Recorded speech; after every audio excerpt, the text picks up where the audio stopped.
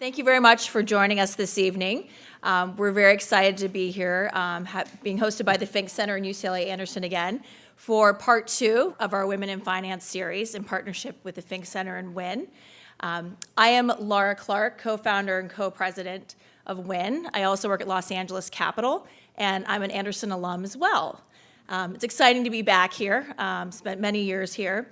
And for those of you that were here last year for our first component, when we talked about female CEOs in our industry, story I told was when I was here about 7 years ago for a women's event, and hearing a very motivational speaker who was also an alum really inspired and empowered me, and that's when I decided I wanted to come to Anderson.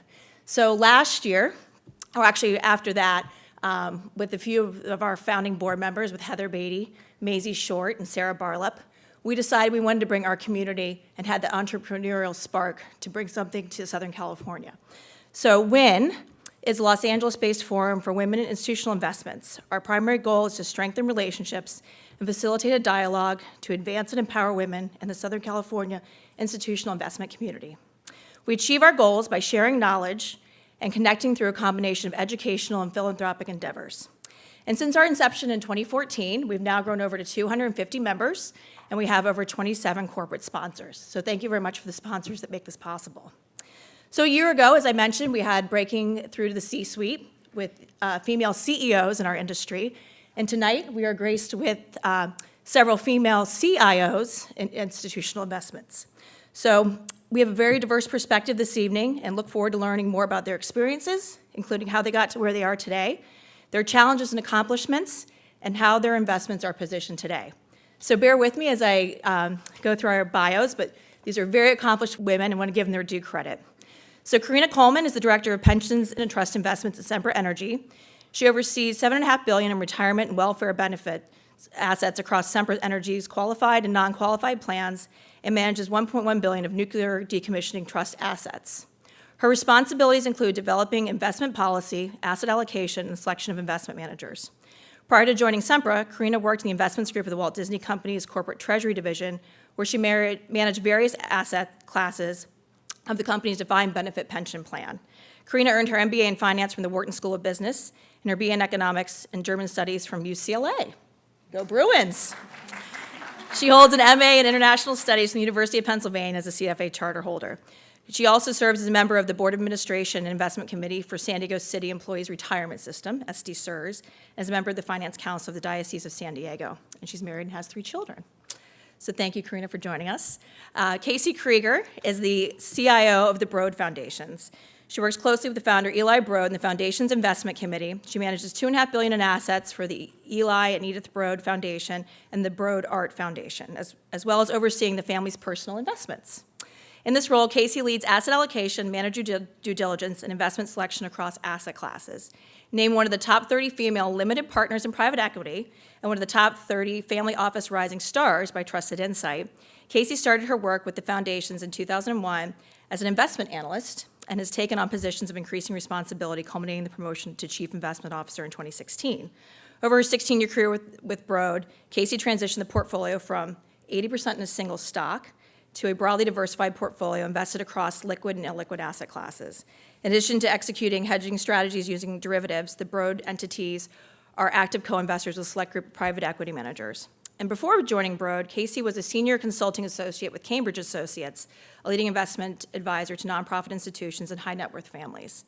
Casey is a CFA charter holder and graduated in BA in economics, magna cum laude from Colby College, where she was elected Phi Beta Kappa, was a George F. Baker Scholar, and received the Christian A. Johnson Award in economics. Casey and her husband lived in Los Angeles with their 3 children. So thank you, Casey, for joining us. Molly is our third panelist. She joined the Orange County Employees Retirement System as part of their executive leadership team as CIO in June of 2017. So welcome to Southern California. Prior to assuming her new position, Ms. Murphy served as CIO at Mercy Health, a $5 billion multi-state healthcare system based in Cincinnati, Ohio. Among Ms. Murphy's achievements during her tenure at Mercy Health was developing an internal investment office with an in-house due diligence and risk analytics processes and expanding private equity investments to include co-investments alongside top venture capital and growth equity investors.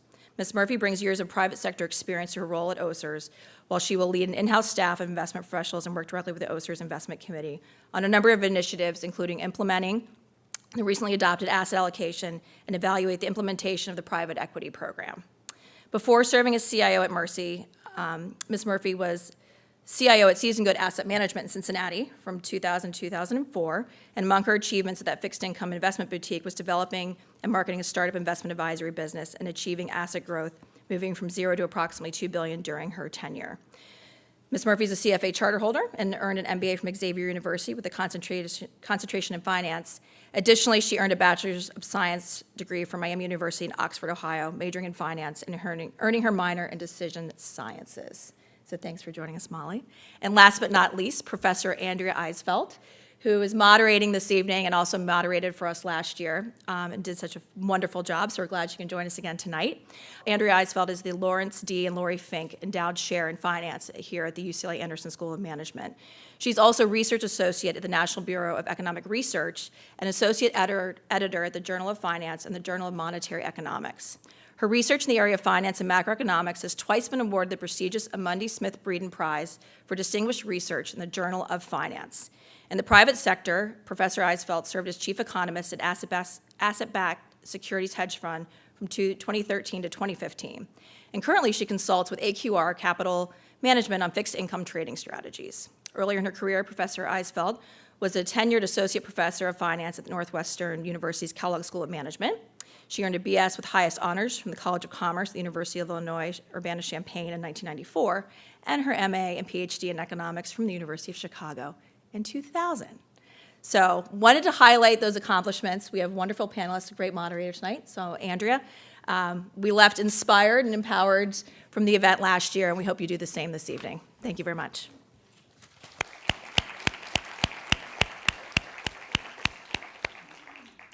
Thank you, Laura, so much. I do a lot of speaking events for Anderson, but this one that I did last year with Wynn was my favorite ever, and I've done some high-profile ones. It was really very meaningful, and I want to make sure that we definitely thank Laura and everybody else at Wynn, because this is such an amazing organization, and I know we all want it to grow and thrive and help all of you guys. So, with that said, I'm actually going to take it away. I wanted to, you guys heard the bios, but I just wanted to hear from each person personally how they arrived where they are today, what sort of the path was, highlights and lowlights of the career to this date. And maybe we'll just go this way since Molly's background might be fresh in your mind. I was never really one of those people who had that prescripted way I was going to get to success, meaning I didn't think I was going to go to a certain type of college, go out into an investment banking trainee program, come back 2 years later, do my MBA, and go to a private equity firm, like so many people do. I'm more one of those people that I just I know where I'm headed in general, and then I just leave all the doors and windows open. So came out of school in the late 80s out of college. And so we had a stock market crash in 87 and 89. So it's a really bad time to get a job. Countless numbers of really qualified people sitting on the sidelines because Wall Street had just purged people. So I ended up taking a job at Fidelity Investments, and I did a whole bunch of different tasks there because Fidelity was looking to expand into different markets. They were testing, putting operations and different strategies in Texas and Rhode Island and New Hampshire, and oddly enough, outside of Cincinnati, Ohio. So I started in sort of a retail-oriented asset management firm, but wanted to get my CFA, needed to get my CFA in order to go into institutional money management. So I ended up moving to what is Fifth Third Asset Management, which is part of Fifth Third Bank in Cincinnati, Ohio, which is kind of a top 10 super regional now. And I joined their trading desk. So I started trading bonds, which trading bonds in the 90s was kind of the Wild West for females. For everyone. You got a good vocabulary that your mom didn't want to hear. It's hard to turn that off at Christmas time sometimes. Did that for a while, earned my CFA, was promoted into their fund management team, so I started managing mutual funds for the company, fixed income focused. So I did that for a number of years and ended up doing separate account management, having my own book of clients. And then just like most people who work at banking firms, you learn that you love your job, but you really don't like working at a bank because of all the bureaucracies and the laws and the different things that you have to go through. So I was sitting there pondering what to do. I had just gotten my CFA not too long ago, wanted to get paid for it because your current employer never pays you the value of getting your CFA. And I couldn't figure out what to do. So I ended up just putting pros and cons of if I were creating my perfect job, what would it look like? And I start writing things down. And then I look down on it, I'm like, well, okay, that's actually a pretty good job. How do I make that happen? So I literally put together a 2-page business plan, knocked on doors, and found a sponsor to start a fund for myself, a firm for myself. So Seasoned Good Asset Management was sponsored by a local investment banking firm. Didn't go as well as planned. The firm was successful, but what happened is I was working for a sponsor that was privately held. The managing partner who owned 75% of the firm was 75 years old, and the rest of the firm could not figure out how to buy out his equity at his price. And the wars broke out, and everything you hear about transitional problems at small firms happened. And he sold the firm to RBC, kind of in the dead of night away from people. And then I ended up, oddly enough, at Mercy Health doing something completely different. So I moved into an allocator role over endowments, pensions, healthcare reserves, and insurance proceeds. So that was like baptism by fire for an allocator because I had every kind of discipline of money management that you could find. But it was the best thing that happened. And it was all of those progressions were just happy accidents, I would say. So same way with Orange County. I was sitting in Ohio in the middle of January staring at the grayest, ugliest winter day. And I got an email that said, Orange County Retirement System is hiring their new CIO. They're starting their search today. And I was like, it's sunny there. And so I put in a resume and here I am. So I would say my journey is just listen when the universe calls. Fantastic. Okay, a couple of really good things to remember in there. Keep the doors and windows open and never be afraid to look for another job that will pay you more for your credentials. And if it's not there, create it for yourself. Absolutely. Okay, Casey, do you want to tell us more about how you got where you are today? Absolutely. So I'm so happy to be here, and Laura and Heather, I think this is a great organization. So happy you do this. So I didn't know when I was 9, but I did. I'm weird that way. I'm just saying. But I did know fairly early on as well. I liked math in high school, and my senior year of high school, I took an investments class, an economics class. And as part of the project, you had to pick a commodity, follow the price in the Wall Street Journal every day, and then try to figure out why the commodity price was moving. So you'd look to articles and try to connect them with the price of the commodity. And I just thought this was so fascinating, and it really resonated with me. And I liked the real-world application of math. So at that point, I knew I wanted to major in economics in college, and I did that at Colby. And similarly, at Colby, I took, in addition to macroeconomics and microeconomics, I took a finance class. And we read Random Walk Down Wall Street and many other investment books. I liked the statistics part of it. And as I was looking for jobs in my senior year, my finance professor suggested investment consulting, and it wasn't even something that I knew existed. I knew you could be a trader, you could be an analyst, you could go into investment banking, but I had no idea this whole other world existed. And at that point, I had read enough books like Liar's Poker and Den of Thieves to know that that was not for me. And I had done an internship on a Wall Street trading desk, and I knew that that was not for me. So I was really intrigued by this investment consulting opportunity. And so he pointed me in the direction of Cambridge Associates, and I interviewed, and it really resonated. At that time, Cambridge was a fairly small firm. They advised the investments for all of the leading college endowments and foundations. So it was the clients are everything from Colby and Harvard and Yale to the Met and Getty. So a really interesting group of clients, and the organization was very flat. So there were the associates and the consultants, and it was there were many women at the top levels. So I thought that was interesting too, because I'm sure you've heard this, but if you see it, you can be it. And so here was this firm where you had women in very senior leadership roles, and I was like, well, that seems pretty great. So I was at Cambridge Associates for 3 years and enjoyed it. It was an opportunity to learn about the entire investment landscape, to work with a lot of interesting consultants and clients. I got the opportunity to attend the meetings where the managers come in and pitch their funds and their strategies. To be able to watch the interaction between the consultants and their clients and the investment managers was a great opportunity. But after 3 years in Boston and having grown up in Los Angeles, in fact, in Westwood, my parents are here, I wanted to get back to LA.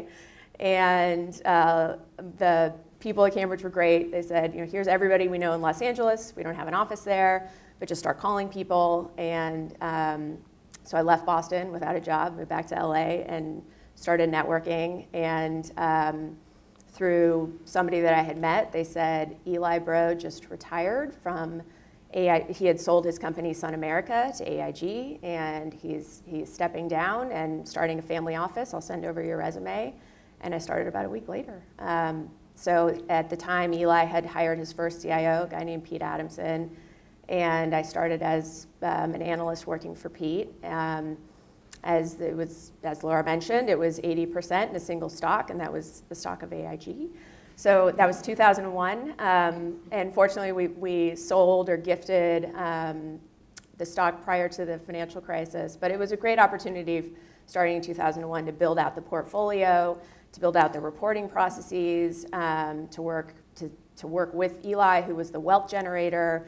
A lot of the proceeds went to the foundation, and so he was really focused on the philanthropic mission, and I loved observing that and being a part of that and supporting that. So I worked with one CIO for 9 years, and then another CIO for 6 years, and then I stepped into the CIO role at the beginning of this year. Okay, wonderful. I must admit, I have not heard the saying, if you can see it, you can be it. How important do you think that was? And also, I'm curious as to what you didn't like about what you read in Liar's Poker. There's kind of a lot to not like, I would say. And you mentioned also the 90s bond trading, which I think features heavily there. But do you want to comment on those couple of things, and then what you liked better about Cambridge Associates? Yeah, so through the books, but also my experience on a trading desk, it was a very transactional environment. There wasn't a lot of intellectual rigor to it in what I saw. And it was a lot of, whether it was on the trading side or the investment banking side, a lot of long hours and face time, but not necessarily intellectually stimulating. And a lot of this, sort of bro code, which I can hang with the bros, but I was like, I don't want to do that all the time. And my vocabulary is increasing so much tonight. And so what I saw at Cambridge was it was very academic. It was really about how, what are the different strategies, what are the different asset classes, how do they all fit together, how are they going to react in different market environments, and what happens if interest rates rise, and what happens if GDP is up or it's down, and it just felt much more stimulating. Fantastic. It does sound stimulating. Okay, Karina, please tell us how you got where you are. To answer that question, I really have to go back to my roots. My dad is high school educated. He was 45 years with a refinery as sort of a blue-collar guy. My mom was a part-time waitress. She worked on the weekends.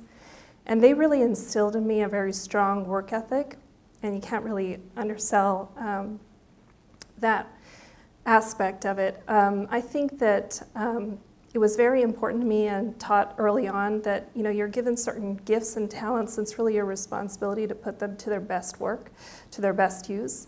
And so that philosophy has kind of carried me through. I would say it's a lot of happy accidents too, in some respects, and I think there is a component of luck. So there is a component of hard work, but there's certainly a component of luck and being in the right place at the right time, and the folks that you're connected with. And the importance of networking is really something to be underscored too.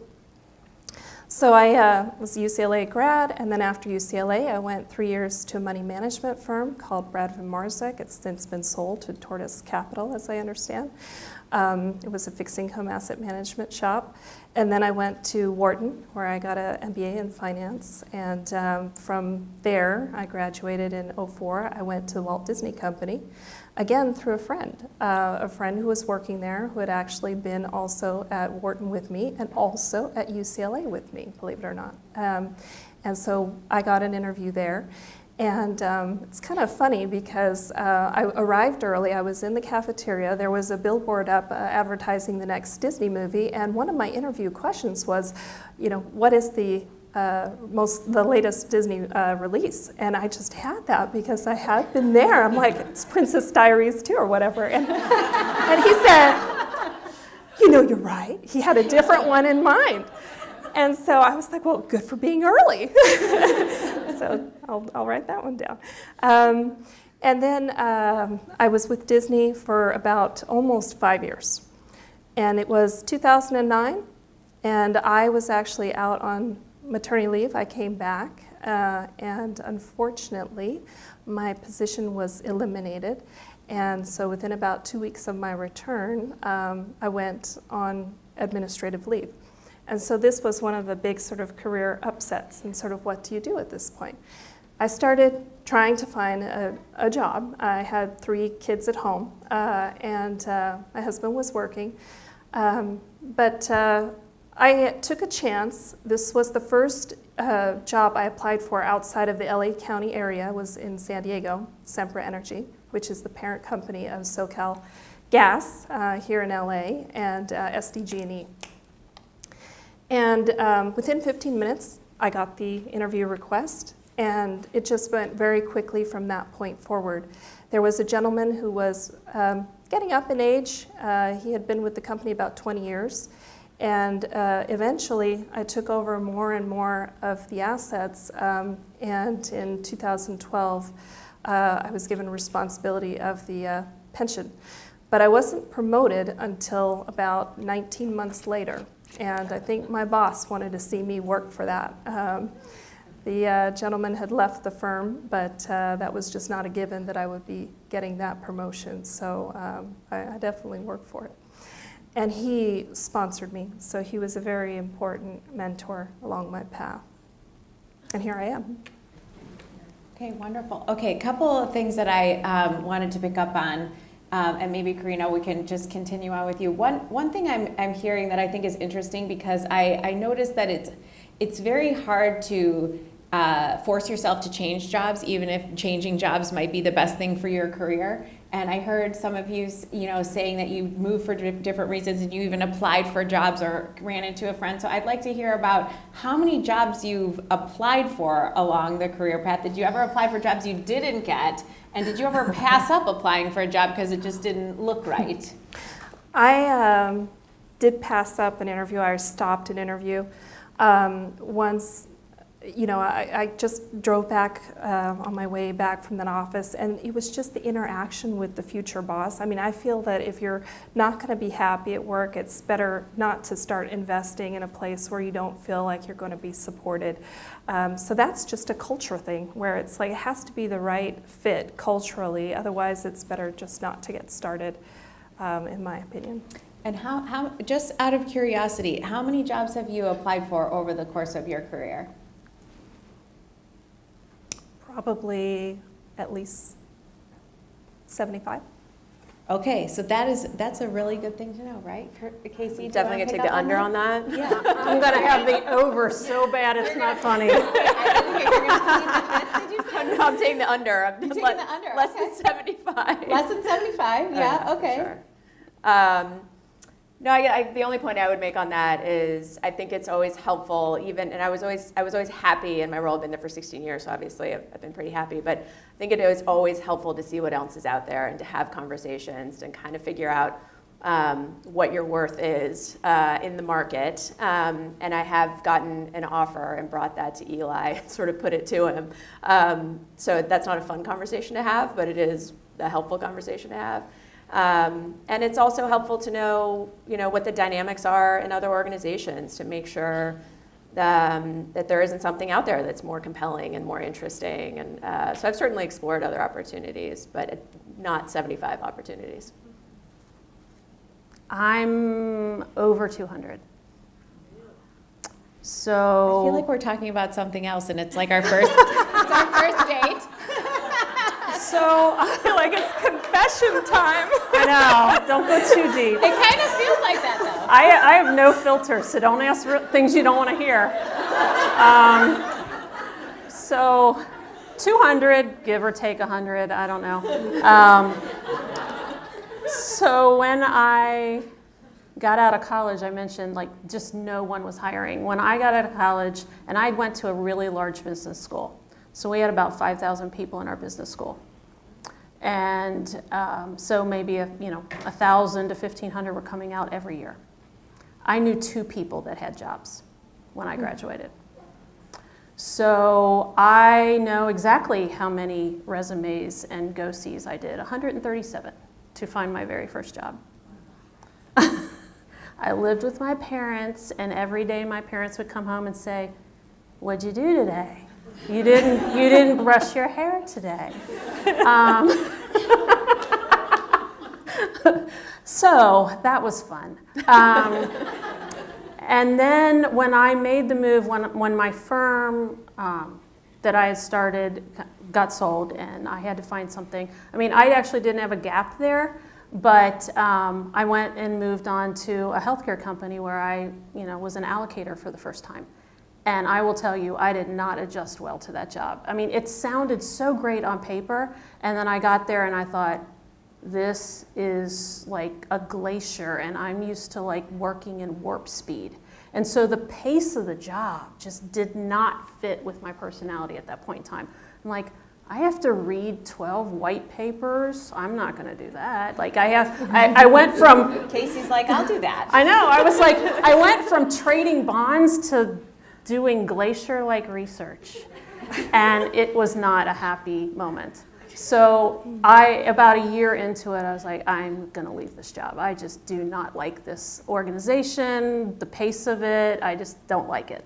So I explored a good number of possibilities in that second year of employment there. Interestingly enough, I got to be the bridesmaid a lot. I got to the finals a lot, and then it was always somebody else for some reason. And I even got an offer once, and then the day after they gave me the offer, they pulled it off the table because somebody's friend of a friend's brother-in-law, they had second thoughts and wanted to give him the job. So, but I look back and say, all that happened for a reason, because once I got over the hump, and once I adjusted my pace, I actually ended up really enjoying the job. So I do always think that things happen for a reason. So my last job before OSERS sort of ended up the same way. I did not mention, because it wasn't part of the narrative in the last question, but my company that I worked for formerly went into some level of financial decline due to an M&A transaction that did not go very well. And so we got a new CEO. He did not want the executive team that he had. Most of us got put out on severance. So about 300 executives across the entire platform of 40,000 employees got put out on severance. So I got a paid 1-year vacation, which is not bad. But I had to, again, start the whole process of thinking about where I was going to go, what I was going to do. And so, yeah, the ride is bumpy. But the trajectory is up, so that's the good news. Well, you have to believe that your talents are rock solid, and then you're going to find something. I never had one day where I didn't feel like the next job's going to be the better job. Not one day. Wonderful. Okay, so Casey, I wanted to start with you this time. We always ask about mentors, important mentors in your career, and I kind of wanted to open it up to important people either above you or below you that really, made a difference in your career. Yeah. So I guess I would start with the folks that I worked with in my first job. There were a number of consultants at Cambridge Associates that I've really learned a tremendous amount from. And because it was a flat organization, the mentorship process was very organic. And you as an associate were assigned to certain clients that were associated with certain consultants. And so you had this sort of team dynamic, and you knew which consultants you wanted to work with, which ones you didn't want to work with. And I was able to manage that process and work with some really great people.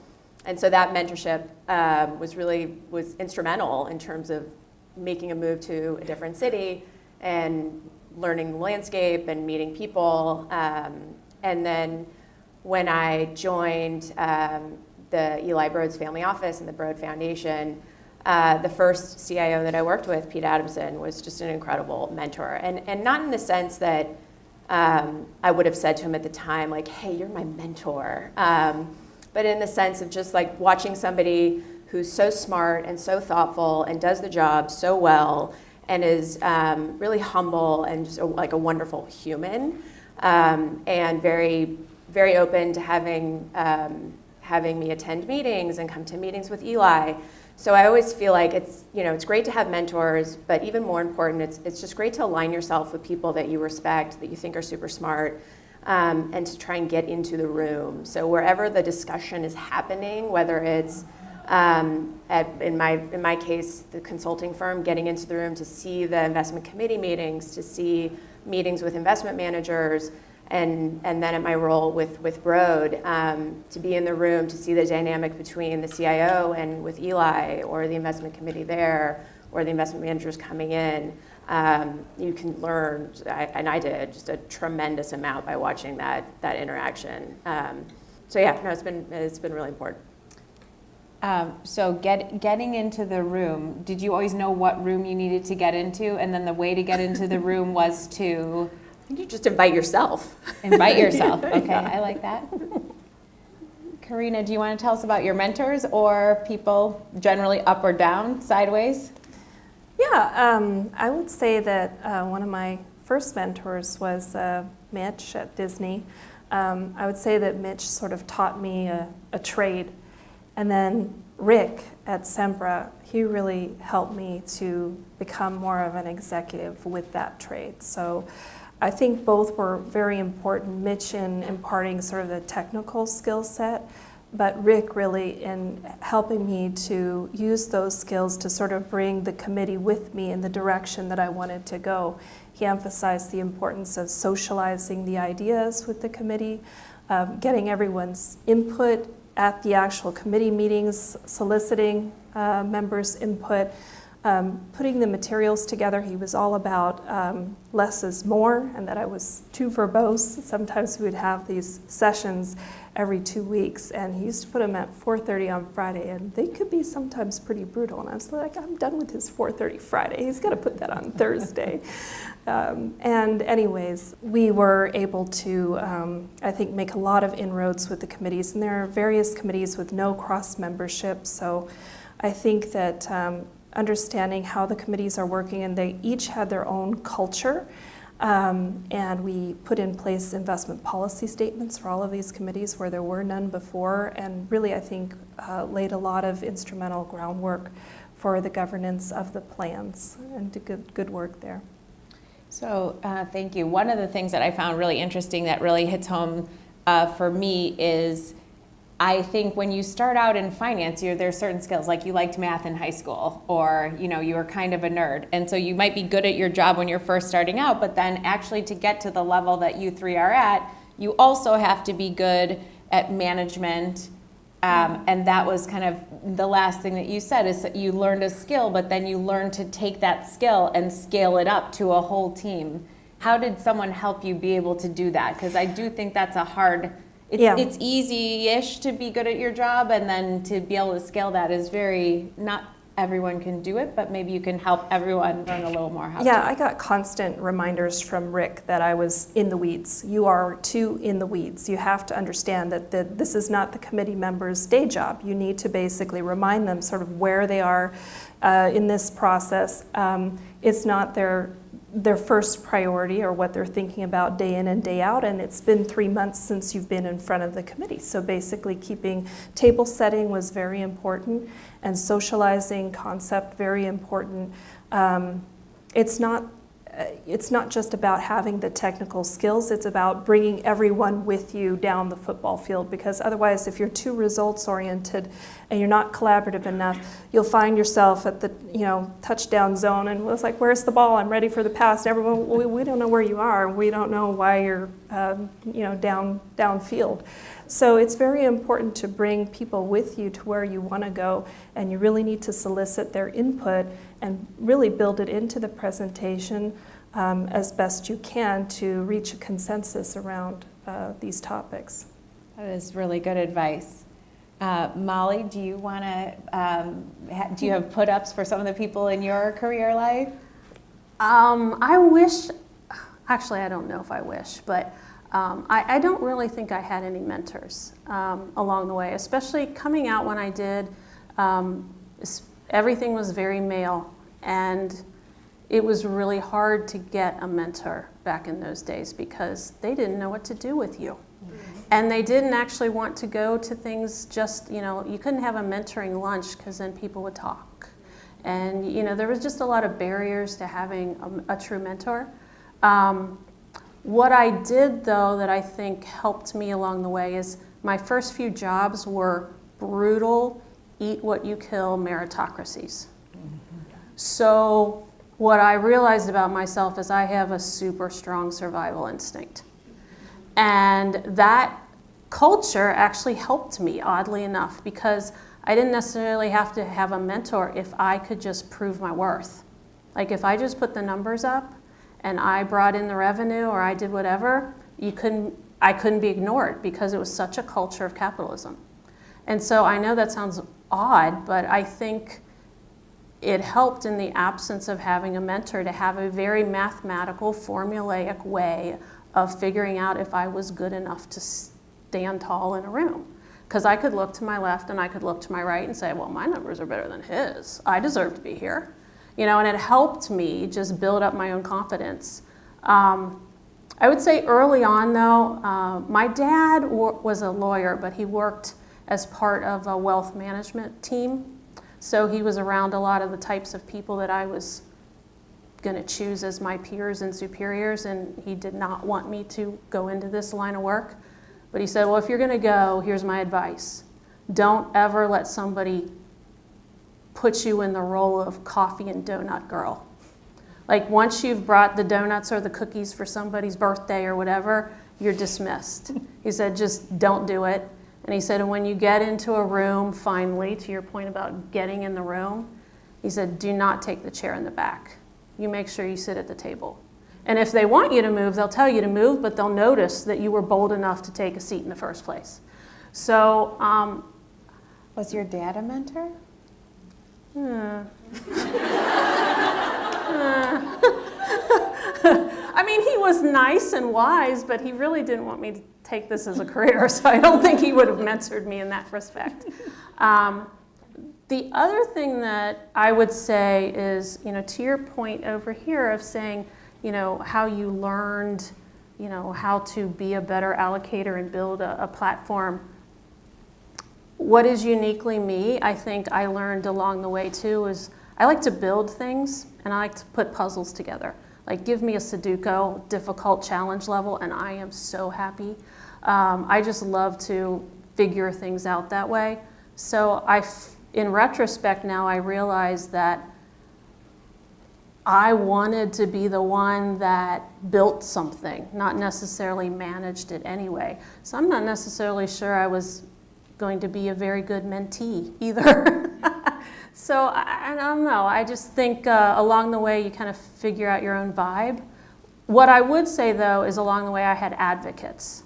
So it wasn't like I had somebody taking me along, teaching me the ropes, but at different points in time, I had people advocating for me to get promoted or an increase in salary or something like that.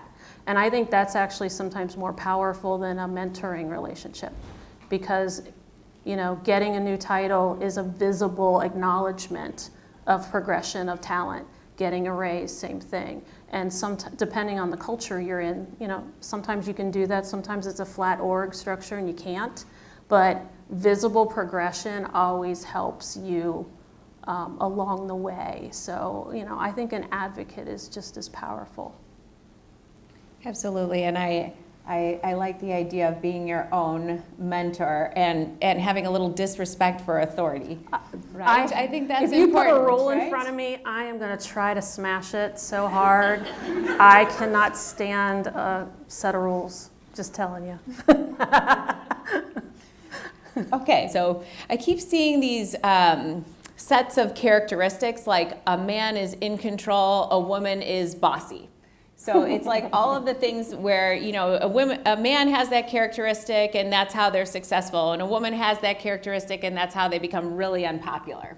So one of the things that we like to talk about is any implicit or explicit biases that you've faced, and I'm very curious to hear how you've learned to navigate being a woman, being a leader, having all of those characteristics and not being perceived in a negative way. So Karina, I don't know if you mind starting with that. Well, I think we do experience those biases really on a daily basis. I feel very fortunate to work for Sempra, and the emphasis it places on diversity. It's one of the few Fortune 500 companies that is actually headed by a female. And we are actually now part of the Gender Diversity Index, so that's quite an accomplishment. It's in recognition of women in leadership roles throughout the organization. It's definitely a meritocracy. Debbie, our CEO, she worked up through the ranks. She's been there over 30 years and started in a much lower position, obviously, than where she is now. So I think that still you do experience biases in meetings with your colleagues. You do have this balance. If you're too assertive, you are perceived as maybe being too bossy or someone who's not collaborating well enough, and they need to work better with others if you're too out there. And on the flip side, if you're sort of collaborating too much, then you may not be perceived as being assertive and really getting things done. So it's a very tricky balance, and I think being a woman, you do get caught in between those polar opposites maybe a little more often. Casey? Yeah, I've been lucky to work at two organizations that were very flat and certainly operate as meritocracies. So at the Broad Foundation, Eli Broad is 84. He's very involved in the investment process, and he truly just wants the information. And he works well with men, he works well with women. Currently, all of the senior roles in the organization are held by women. The president of the foundation started as a front desk temp 15 years ago and worked her way up to becoming just more and more indispensable to Eli until she was appointed the president a year ago. So I think that speaks to his outlook and the way he approaches hiring and mentoring and promoting. He's not afraid to promote from within. And he rewards people who have done a good job and who have worked hard for him. So that's been great. We do, however, have to interact with the outside world, and that is not always the case. And I don't have any crazy horror stories. But to your point, there are different reactions and expectations, and I think you're always conscious of what did I say that too assertively? Was I not assertive enough? And And if I do have a conflicting point of view, I have to back that up. I feel like I have to know my facts and have a very reasoned and articulate response. I can't just say, I disagree with you, because you don't get the gravitas that maybe somebody else would get. So I don't know that that's a bad thing either, though. I want to have my facts straight, and I want to be articulate about it. So there are pros and cons, certainly, and to being in an industry that's male-dominated. But all of us here figured out a way to navigate it, and there are some pros too. Yeah, absolutely. It's not a bad thing when you have to be the one that actually is informed. Right. Molly? If somebody calls me one of those names we all know, I'm going to wear that like a badge of honor. We'll say it that way. I do not care if people like me all the time. I think part of the way you get ahead is being okay with ruffling a few feathers and being okay with not everyone being in agreement with you. Now, you have to temper that, right? Because you can't just be brutal dictator. No woman or man can. So, I guess the way I look at it is I want to be a decisive person who's knowledgeable, and if that comes across a certain way or threatens somebody, that's actually on them because it wasn't intentionally put out that way. But I'm going to step on some toes along the way, break some glasses. How you temper it though, if anybody gets to know me, I like to have a good time at work. If I'm not having fun, then we're doing something wrong. So there's lots of laughter, there's lots of joking, there's lots of team building exercises, not in that awful bridal shower way. But things that people actually want to attend. But, I think you have to have the balance between the carrot and the stick sometimes. You have to have the difference of some days I'm going to let the greater group decide, and sometimes it's just going to be me making that decision. And, my tombstone will probably read something like, she was effective and efficient. It's not going to say she was everybody's best friend, but I'm kind of okay with that.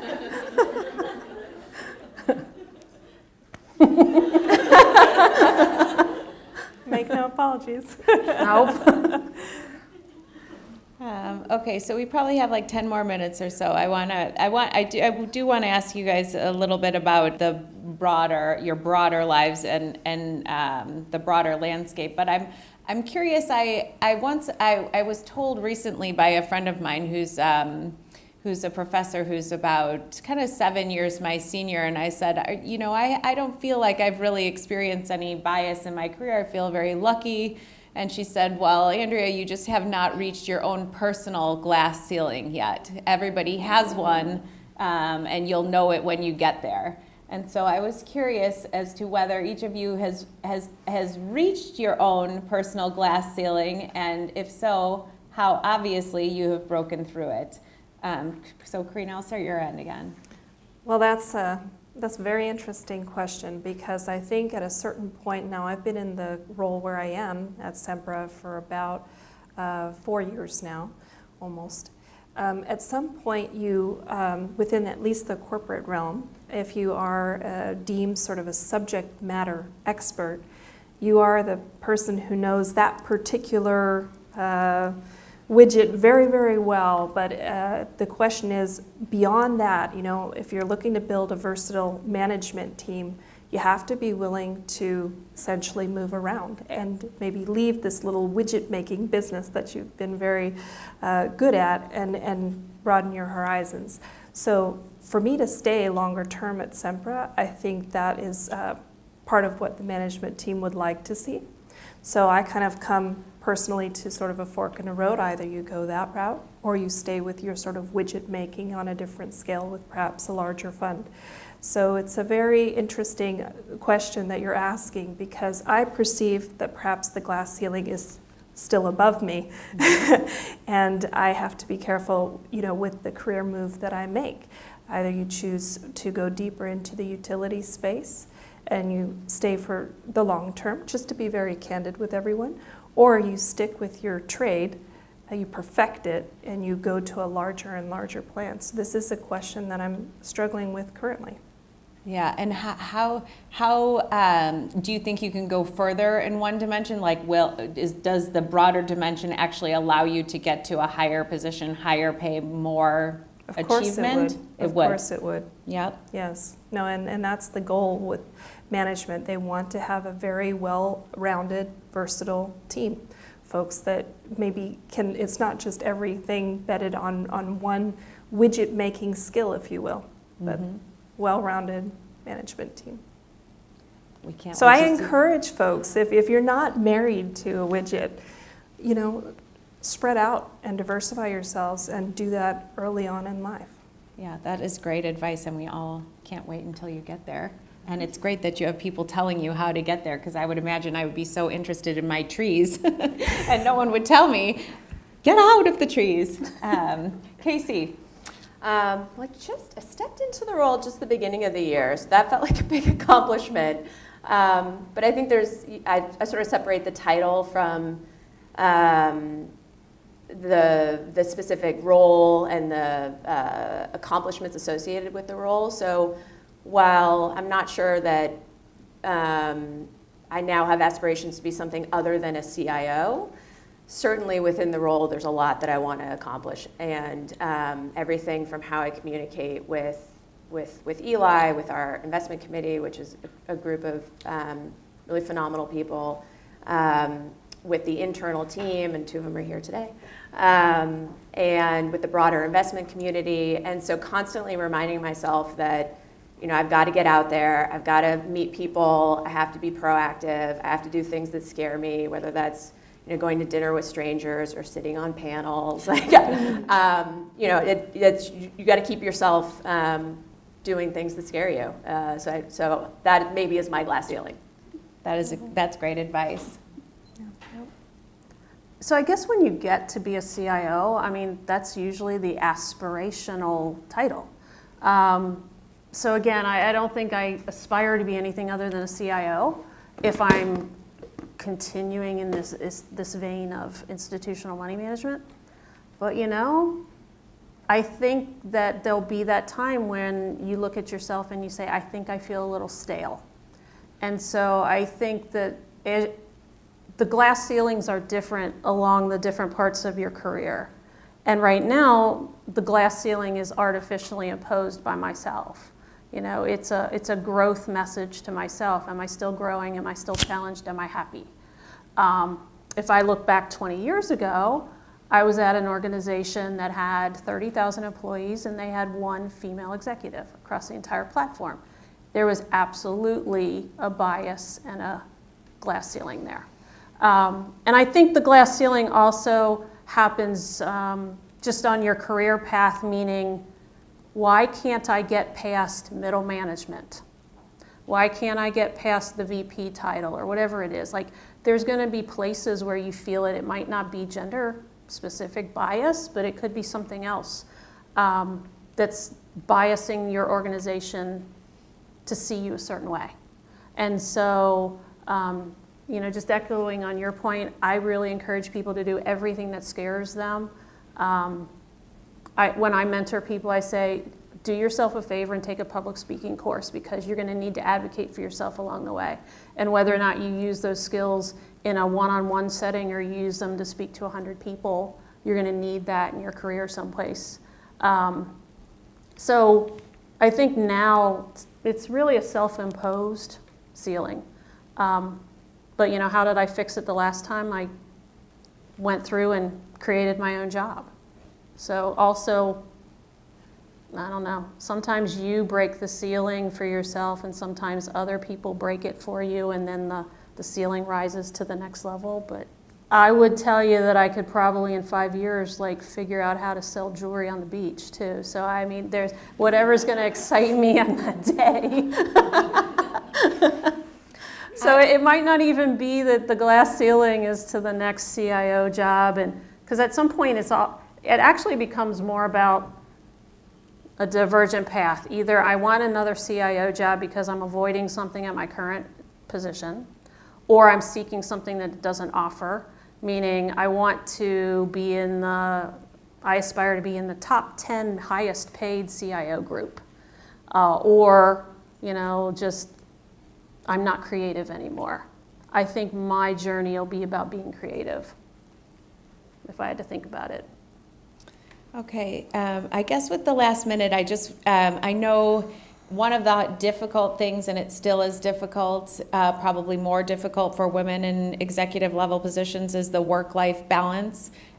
So before we take it for question and answer, I just would like to get your advice for all of us about how to manage work-life balance, and keep with the tradition of starting with you, Karina. Okay, well, I advise to be in the present, and I would also say that, I'm a mother of 3 kids, and when it comes to, fitting family into your career, there's never this great time to have a baby. So I would just say do it if that's what you want to do, if that's your passion and you see yourself doing that, then don't let your career stop you from that. That would be my advice, to follow your heart. If you are working in a field that you're passionate about, you'll never really work a day of your life. So, absolutely.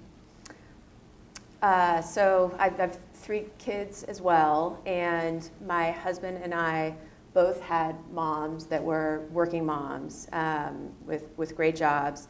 So for us, a household with 2 working parents is very normal. And so my first piece of advice would be find a partner that supports your career, because that will make your work-life balance a lot easier. And then secondly, build your village. My parents are close by. My husband's a super involved co-parent. We have great nanny that works with us, and then the nice part about my job is I can control my schedule. I can control how much travel I have, how many morning meetings or evening engagements I agree to attend, and I think predictability and consistency makes my life and my family's life it's a game changer. Mm-hmm. This is the segment of do as I say, don't do as I do. I have right now 0 work-life balance. I just moved here. I've been working weekends just to figure out how to take in the fire hose of information that's coming at me. And I would love to say that that's going to change, but in 30 years, it's been my MO. So I will tell you, though, about 10 years ago, I did have a moment where I thought, this is unsustainable. Like, I think in my 20s and everything, I had so many ambitions and I was just fine with everything. And that doesn't mean I didn't go out on the weekends and blow off steam and do all the great things that 20-somethings do. But I really thought I'm too old for this to still be my standard operating procedure. So I splurged and went to a spa. Hardship. But I took myself to one that practiced life in balance, turning off your cell phones, unplugging from everything electronic, gratitude, meditation, mindfulness, all the new agey things. And oddly enough, I just took to it. So actually now, just to slow myself down and be purposeful about the balance, twice a year I go and I get 4 days or 5 days of having no cell phone, no external pressures. So I think everybody finds it for themselves, but I'm kind of a hamster on a wheel, and it works for me most days. But twice a year I have to hit reset and do a hard reboot. Well, I want to get your recommendation for a public speaking class and spas without cell phones. So we'll have to maybe talk after. So I wanted to open it up to questions from the audience. I've just moved here. I need a dentist recommendation. I need a hairdresser still.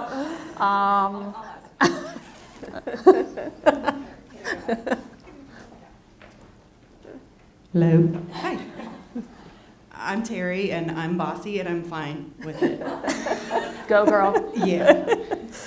You talked a lot about being mentored, and you mentioned a little bit about your mentoring. I'd like to hear more, your plan for paying it forward. Okay, I'll go first. So as a CIO, you're mentoring everybody on your team, so you kind of start there. I've done more formal mentoring where I worked with my, I was on the board of my business school that I graduated from, and we were assigned mentors, and I could tell you that was just a big old fail. When you get assigned somebody, it's like bad Match.com. It's just, they aren't there for the good reason, and neither are you. So it's kind of when you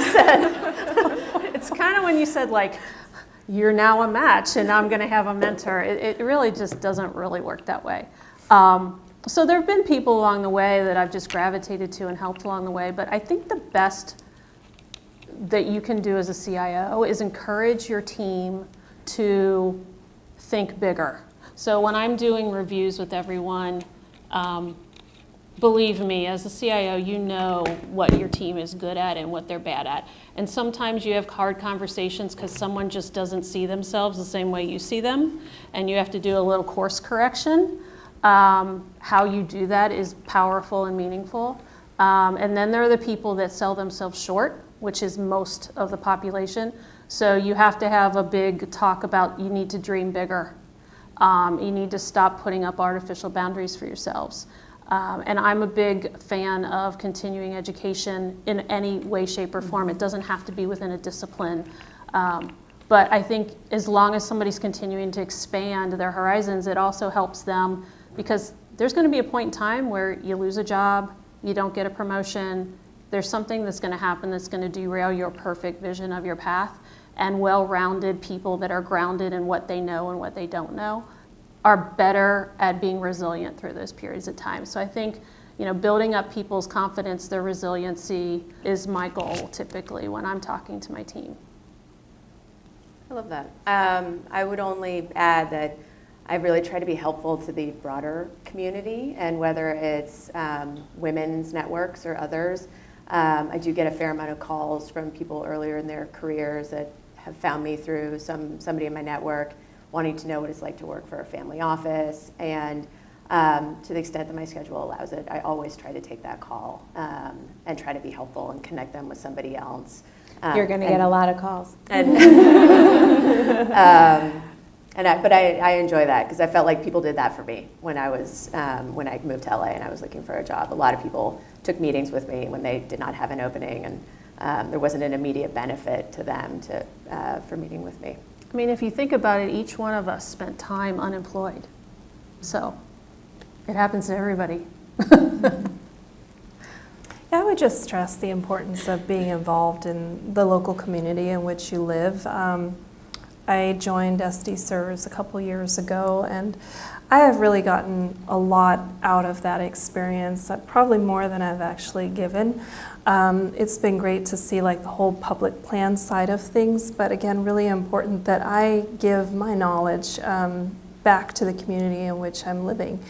And I think that's, you get to a certain point where you say to yourself, this is more than just about me, and you really get a personal fulfillment from giving of yourself in that capacity. So is there a book that defines your life philosophy, or that you would recommend that really impacted you in your career, just in general life? Mine's going to be a bestseller as soon as I write it. But I can't think of anything that had that big of an impact on me. Inside the Yield book, is that going back too far? Does anybody know that one? Mortgage Back Girl? Yeah. I was around when it was written, so Everybody still knows what it is. 40 pages of pure joy. I mean, I do think it is fun to read all the old finance books and at least feel like we've come some way. We might not have come all the way, but it's no longer like liar's poker for the most part. I don't know if it's one book. I mean, obviously, I read Lean In and I loved it. But I don't know if it's one book, but more of just reading as much as possible. That's really been instilled in me through the folks that I've worked with. And it's everything from, I love a biography, like a bootstrap story. A business bootstrap is my favorite. Or I think being just maniacal about following the news, the business news, broader news, New York Post, whatever it is. Taking the time every day to read as much as possible is super important. Being a news junkie. Being a news junkie. Yeah. I don't know that I have much more to add than what's been already said on that one. There's not one. So I think we do particular need to write that book, right? telling There you. doesn't seem to be the book, and it's kind of shocking. Lean In gets a lot of press, Yeah. but in But terms that's of really recent. When you think about how little literature there is written from the female perspective inside a business, inside investments, it's kind of shocking how little there is. I was listening to, so I'm a big podcast person. I was listening to a podcast on the way to work called Ask Me Another. It's like a trivia thing. And the funniest one was, is this self-help book actually been written or not? So, how to lose weight while driving, yes or no? God, I wish I knew that. Cosmetic surgery for dummies, yes or no? And choose which one is real. So I think the self-help book, how to be a woman CIO and succeed, it really should be out there. Organizations go through a lot of unforeseen changes throughout the years that are completely beyond our control. So how do you know when it's worth to evolve and grow with the organization or when to kind of leave because there's no guarantee that all your good work will be, recognized with all these new managers coming in and not knowing the trust and the relationships going forward? I have a Seven simple- warning signs that your organization is sick. I have a Yes. simple answer to that question. If you're getting unexplainably happy on Friday evening and unexplainably depressed on Sunday evening, Yes. that's the sign. The Sunday blues are a big indicator. They really are. Yeah. Yeah. I kind of got punted out of 2 different companies, so I think I stay too long.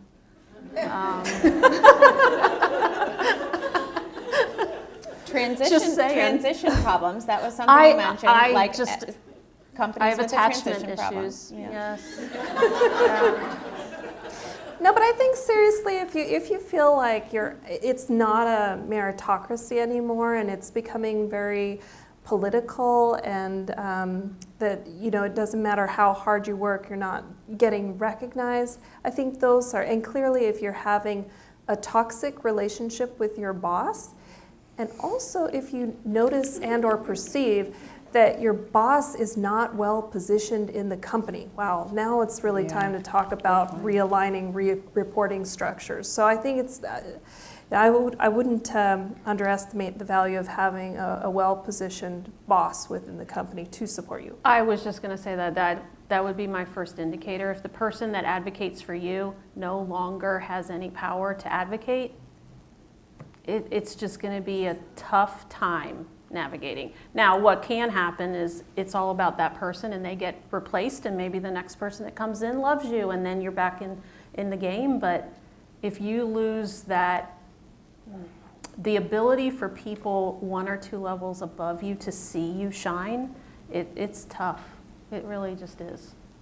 The Sunday blues will be significant. And you can't get in the room You can't without get the in the person room. with the key. Right. Unless you're the person with the key, which is where you guys are all going. Laura, you had a question. I was the committee was putting the panel together, and we're talking about female CIOs and institutional investments. The names that kept kind of getting thrown at us were in the E&F space. And there's a lot of women in E&F that are CIOs, a lot in New York. You don't find as many in the asset management firms or in corporates or in publics. And I'm just curious why women may be more drawn, perhaps the CIO positions in the endowed and foundation space. So I think my response to this, and this is completely anecdotal, and I have not gone and done a survey of every female E&F CIO, but my feeling is that women gravitate to a smaller organization where they can really have an impact, and with the E&F space, you're also, there's almost a philanthropic aspect to it, right? So you're supporting the college, you're supporting the foundation, you're supporting this one, hopefully the wonderful cause. And I think women want to feel like their career and their life is full, and they are exercising all parts of themselves. And so that's part of it. And then if you're in the E&F space, you have one client, more or less, it's one pool of capital, it's one client. And with that comes a lot more freedom, a lot more flexibility, a lot more independence.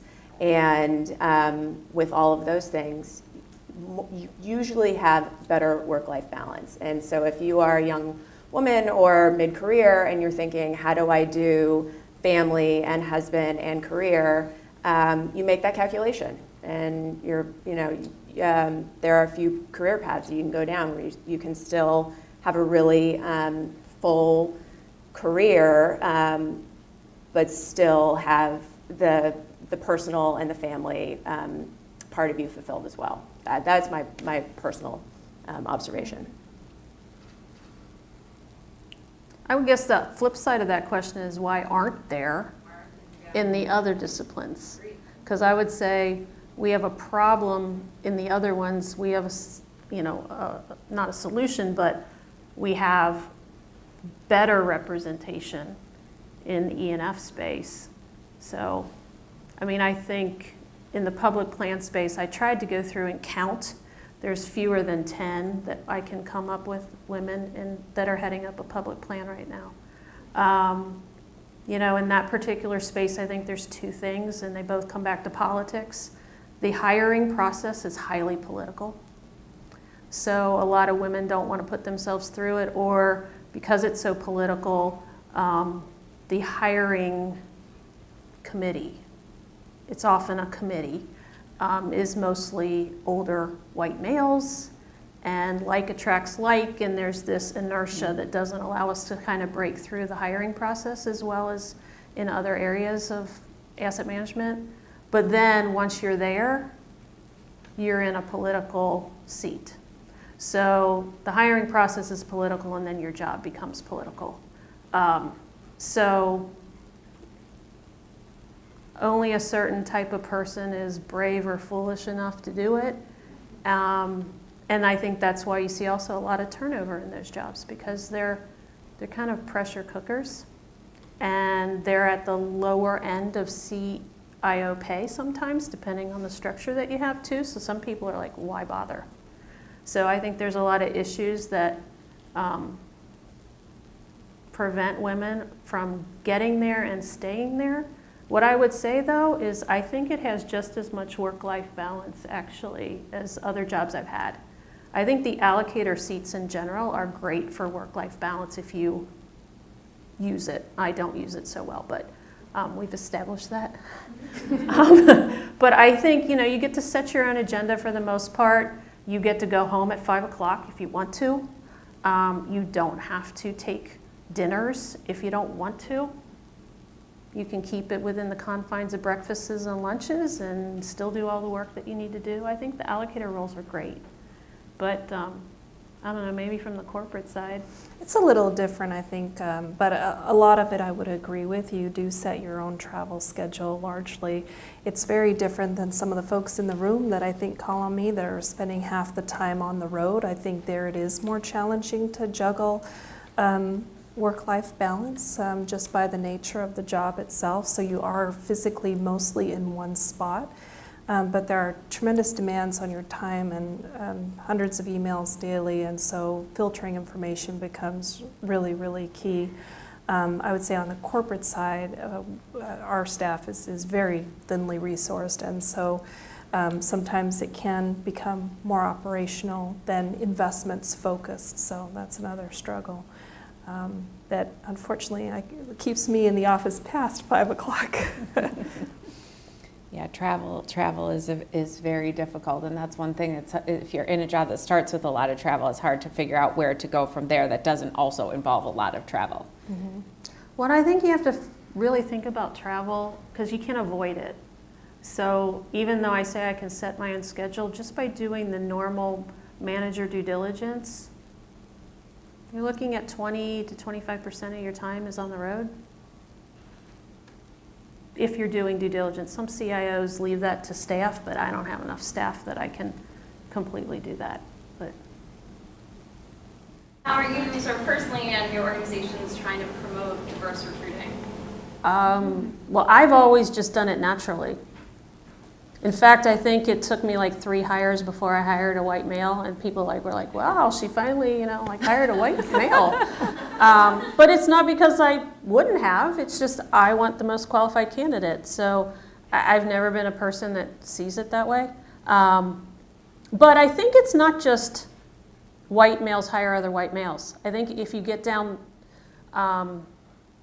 we really rewrite boxes for people, and we put them in there even though they might not see themselves that way. Meaning, if a public plan is going to look for a new CIO, all the headhunters that do this say, well, I'm going to put up a really conservative slate because I get paid if they hire one of my candidates, so I'm going to bring in a candidate slate that all has private public plan experience. If there's a foundation or endowment search, the headhunters are like, well, they're going to want somebody that worked at a Big Ten, top asset AUM type of foundation, because that's what the job is, and they put up a candidate slate that looks like that. So it might not just be what you look like, it's boxing up your resume and your statistics. The only reason that I think that I got the job I'm in now is because my firm, Osers, decided after interviewing some search firms not to use one of the search firms because they actually recognized that all the pitches from these search firms were less than creative, we'll say it that way. And they wanted to open it up to just see what was out there. I would not have been, even through the process, I was told by my now boss that at 3 different points in the process, someone in a consulting area, just like not an employee of Osers, but somebody that was close enough that they were apprised of the search, put in people's ears, well, you really should hire somebody that has prior public plan experience. And to my boss's credit, he's like, no, I just have a feeling about this particular candidate, and she doesn't fit in the box, but it feels right. And the white male thing is strong and it's hard to break, but I think there's other things we're doing that are a disservice to getting the most creative, diverse teams too. Karina, did you want to add Yeah, I something? think it's important to start with a diverse pool of candidates, but it's beyond just diversity in terms of gender or race. I think it is also looking at your team and asking, what roles do folks play and how can we better round out the team if you are sort of results-oriented, heavy, on folks, that maybe you want to hire someone who's more of a collaborator. An idealist may be a good pair with a guardian if you're familiar with those types of personality tests. But I think it's important to include, folks on the team that bring a diverse skill set to bear in creating a more cohesive team.